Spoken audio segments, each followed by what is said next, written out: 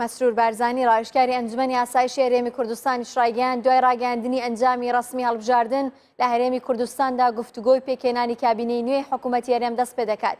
ئەمڕۆ مەسرور بارزانی ڕاوێژکاری ئەنجومەنی ئاسایشی هەرێمی کوردستان پێشوازی لە جۆن وێلکس باڵێزی بەریتانیا لە عێراق و شاندی یاوەری کرد. لە میانی ئەم کۆبوونەوەیدا وێڕای چۆنێتی پەرەپێدانی پەیوەندەکانی هەرێم و بەریتانیا پەرەسەندنە سیاسەکانی عێراق تاوتوێکران و هەردوو لە بە بایەخەوە گفتوگۆیان لەباری سەقامگیری لە هەرێمی کوردستان کرد. لەو بارەیەوە مەسرور بارزانی پێشوازی لە پشتیوانەکانی بەریتانیا بۆ هەنگاوەکانی چاکسازی لە بواری ئابووری و ئەمنی و دادوەری کرد.